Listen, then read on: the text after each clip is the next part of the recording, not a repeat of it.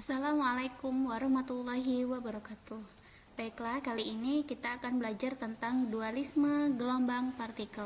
Saya Anita Ekawati, guru SMA Negeri 4 Lahat, Provinsi Sumatera Selatan.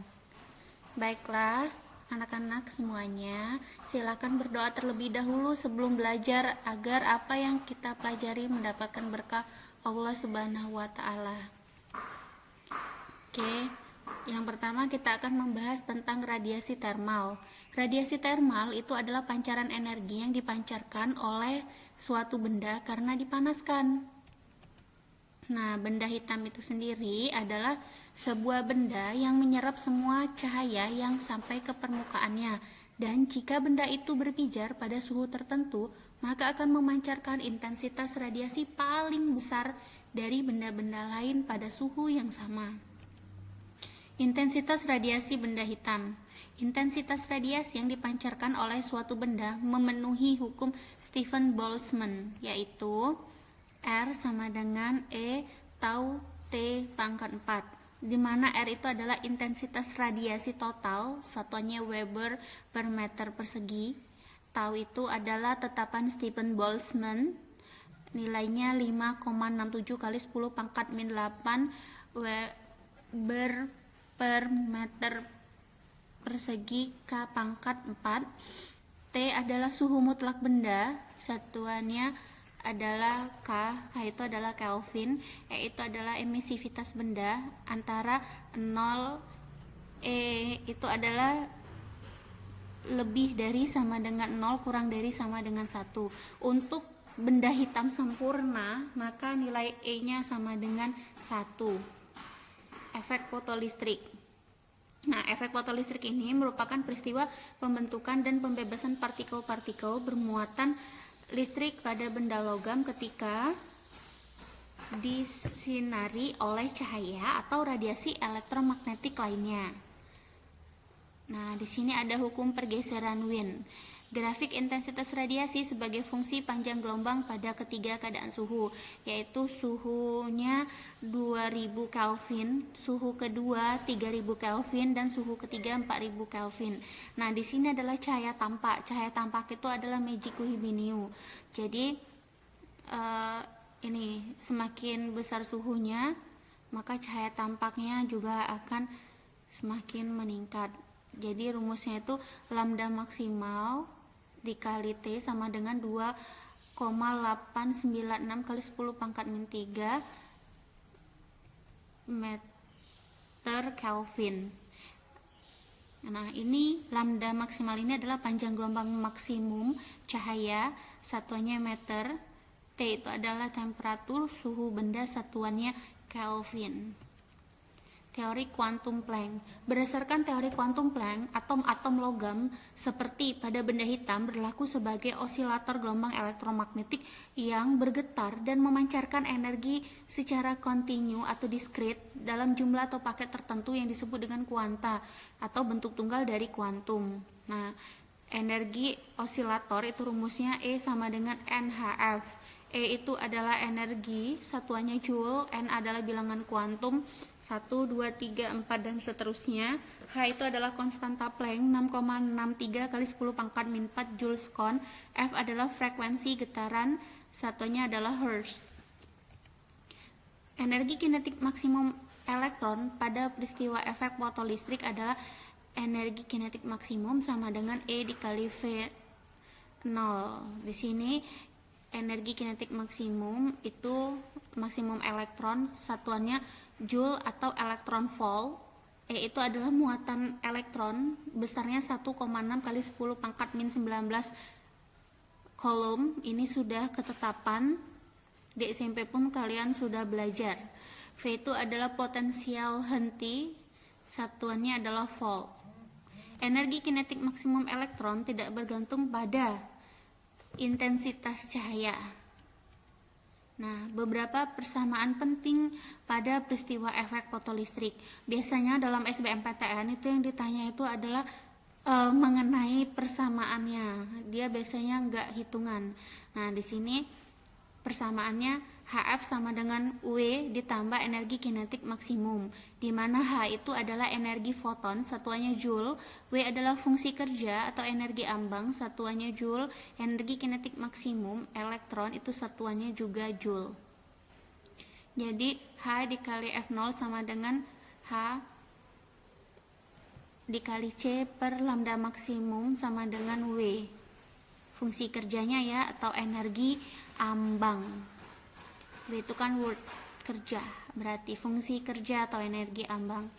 V0 adalah HF per E dikurangi HF0 per E. F0 adalah potensial henti, satuannya volt. H itu konstanta Planck, satuannya Joule-Coulomb. F adalah Hc per lambda sama dengan Hc per lambda aksen ditambah M0 C kuadrat buka kurung 1 per akar 1 min V kuadrat per C kuadrat dikurangi 1, di mana F adalah frekuensi foton mula-mula, satuannya Hertz, F aksen adalah frekuensi hamburan, satuannya Hertz, lambda adalah panjang gelombang mula-mula, satuannya meter, lambda aksen adalah panjang gelombang hamburan, satuannya meter. Di buku ada yang nulisnya F1, F2, lambda 1, lambda 2 sama saja ya, tidak usah dipermasalahkan. Nah, sekarang hukum kekekalan momentum pada tumbukan antara foton dengan elektron.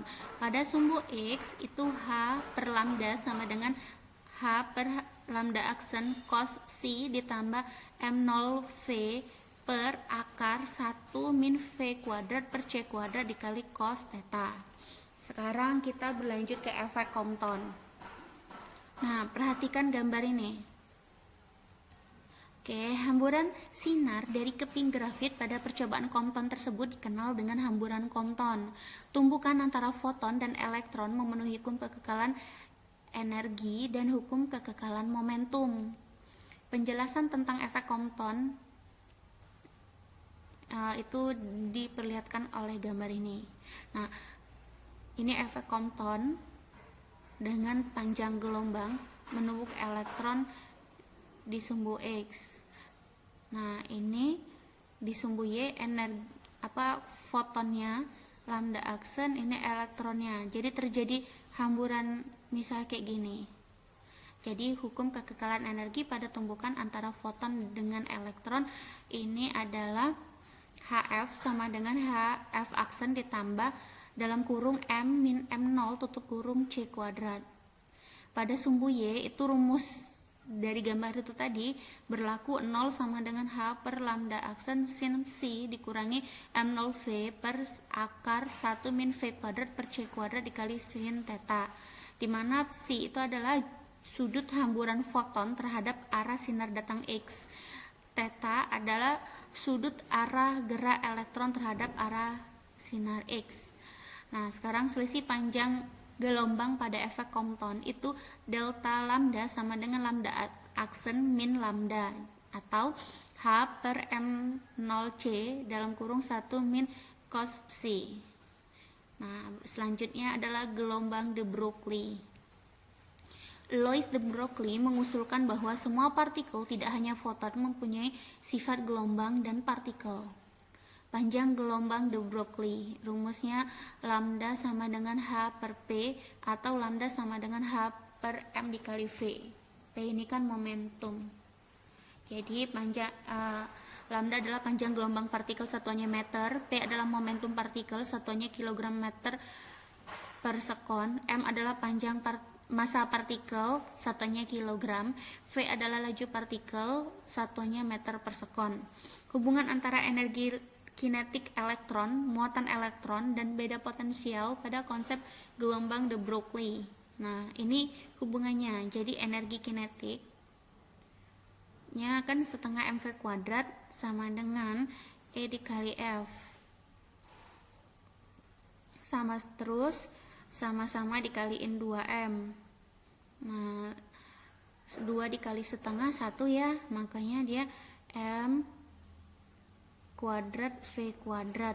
Kuadrat pindah ruas jadi akar ya, jadi MV sama dengan akar 2M dikali E dikali V.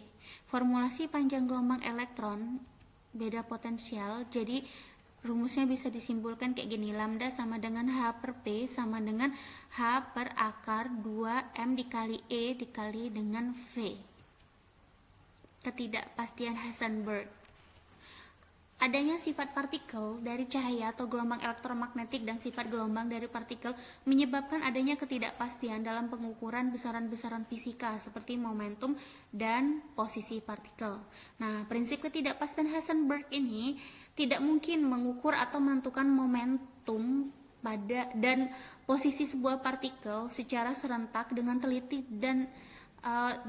yang tak terbatas. Dengan kata lain, pengukuran momentum dan posisi sebuah partikel secara serentak selalu menghasilkan ketidakpastian yang tidak kurang dari konstanta Planck. Oke, itu saja penjelasan dari saya. Terima kasih banyak telah semangat belajar daring fisika.